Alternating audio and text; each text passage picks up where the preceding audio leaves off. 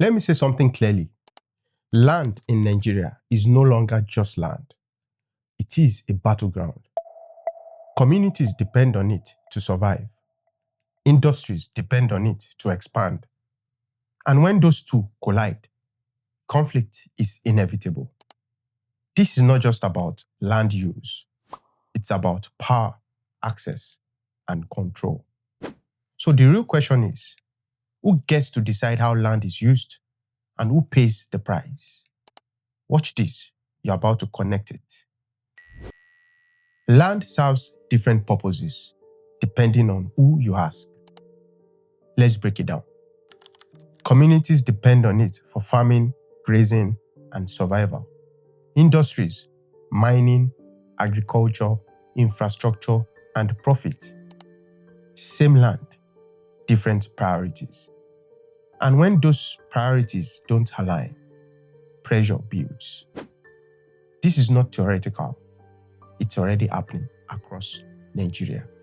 Across the country, land use conflicts are increasing. Examples: farmers versus pastoralists over grazing land, communities and corporations over land acquisition, expansion of industrial agriculture into community land, mining activities affecting local environments. But here is the pattern. One side expands and the other side loses access. And when access to land is lost, livelihoods are affected. This is where it becomes serious. Number one, livelihood disruption. Land is survival for many communities. You take it away, farming stops, grazing routes disappear, income drops. 2. Social tension. When people lose access to resources, tension increases. Competition over limited land, disputes between groups, breakdown of local stability. 3. Environmental damage. Industrial use often prioritizes output over sustainability.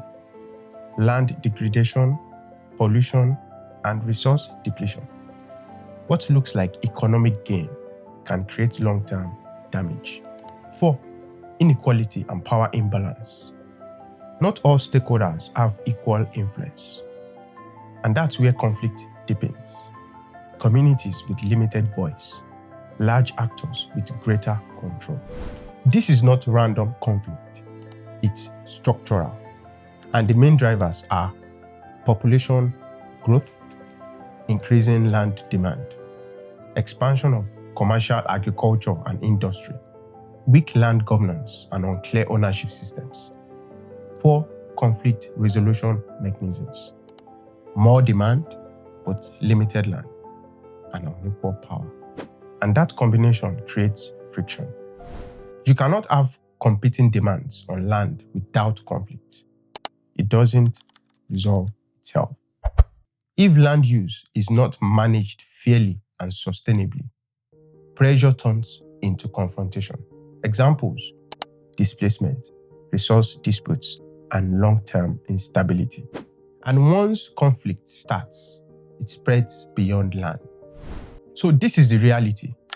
Land is not just a resource, it's a source of tension.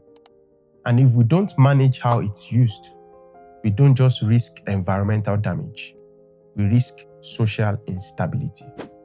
What do you think? Let me know in the comments below, and I will see you on the next one. Bye for now.